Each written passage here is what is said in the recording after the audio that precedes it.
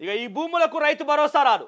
అర్హత లేని భూముల జాబితాను సిద్ధం చేస్తోన్న అధికారులు పంచాయతీలో డిస్ప్లే చేసేందుకు కసరత్తు. శాటిలైట్ సపోర్ట్తో సాగు యోగ్యం లేనటువంటి ల్యాండ్ల వివరాల సేకరణ, కొండలు గుట్టలు మైనింగ్ వెంచర్లపైన ఆరా. దాదాపుగా 15 లక్షల ఎకరాలకు సాయం కట్. త్వరలో రైతు భరోసా అందని భూముల వివరాలు గ్రామాల వారీగా విడుదల చేయాలని ప్రభుత్వం భావిస్తున్నది. డీటెయిల్స్ను పంచాయతీ ఆఫీసులు అందుబాటులో ఉంచేందుకు రెవెన్యూ అగ్రికల్చర్ అధికారులు సంయుక్తంగా కసరత్తు చేస్తున్నారు. ప్రతి గ్రామంలో సాగుకు యోగ్యం లేని భూములను ఎన్ని ఉన్నాయని ఆరా తీస్తున్నారు. ఈ నెల 26న రైతు భరోసా పథకం కింద ఎకరాకి 6,000 ఆర్థిక సాయం నేరుగా రైతుల అకౌంట్లో జమ చేస్తామని, సాగుకు యోగ్యం లేని భూములకు మాత్రం సాయం ఇస్తామని ప్రభుత్వం నిర్ణయం తీసుకున్న విషయం తెలిసిందే. అందులో భాగంగా పంటలు పండించని భూముల వివరాలను సేకరించి పనిలో అధికారులు నిమగ్నమయ్యారు.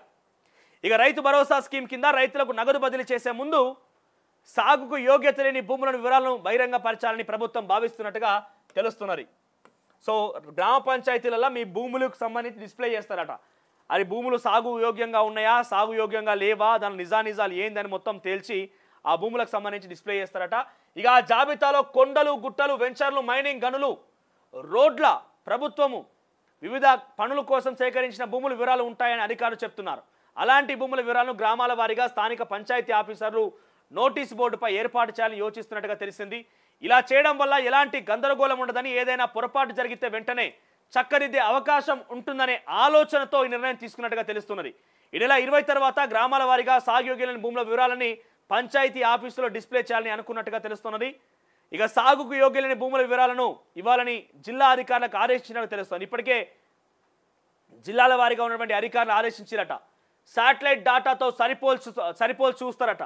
సాగవుతున్న భూములేంటి, ఆ భూముల సర్వే నెంబర్లు ఏంటి, అందులో కొండలు గుట్టలు ఏమైనా ఉన్నాయని చెప్పి ఇక్రిసాట్తో సరిపోలుస్తారట.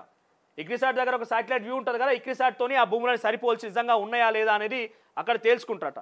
ఇక 15 లక్షల ఎకరాలకి రైతు భరోసా దీని ద్వారా కట్ అయ్యే అవకాశం ఉన్నదట. గ్రేటర్ హైదరాబాద్ చుట్టుపక్కల ఉన్న జిల్లాలోనే అధికంగా ఉన్నట్టుగా సమాచారం. అందులోని మెజార్టీ భూములు వెంచర్ రోడ్లు ఇవన్నీ కూడా ఉన్నాయట. 15 లక్షల భూములకి ఎకరాలకి రైతు భరోసా సాయం అనేది అందకుండా కట్ చేసే అవకాశం ఉన్నదట. సో మీ గ్రామ పంచాయతీలో డిస్ప్లే చేస్తారట. దయచేసి ఒకసారి అది పరిశీలన చేసుకోండి. ఎందుకంటే ఇప్పటికే వాళ్ళు ఒక మాట తప్పారు. ఏంటి, ఆ 15,000 రూపాయలని 12,000 రూపాయలు చేసారు. ఇప్పుడు మళ్ళీ కొత్త రకమైనటువంటి దందాలు చేసి ఎక్కడ అంటే ఎలా తప్పించుకోవాలి ఇవ్వకుండా అని ఒక ఆలోచన ప్రభుత్వం చేస్తుంది. ఆదాయం ఎలా భారం ఎలా తగ్గించుకోవాలని ఒక ఆలోచన ఉన్నది. కాబట్టి కొన్నిసార్లు కావాలని కూడా తప్పించే అవకాశం ఉంటుంది. సో ఒకసారి అత్యుత్సాహం ప్రదర్శించే అధికారులు కూడా ఉంటారు. సో దయచేసి రైతులు ఎవరైనా ఉంటారో ముందస్తుగా మనం ఈయన్ని పసిగడదాం. మన భూమి పేరు ఇంక్లూడ్ చేసిర్రా లేదా, ఏం జరిగింది ఏందని ముందుగా పసిగడదాం. అయిపోయిన తర్వాత చేతులు కాలిన తర్వాత ఆకులు పట్టుకుంటే ఏం రాదు. సో తర్వాత వాళ్ళ దగ్గరికి పోయి తిరిగినా వాళ్ళు ఎంత చేసినా కూడా పెద్దగా ఉపయోగం ఏమి ఉండకపోవచ్చు.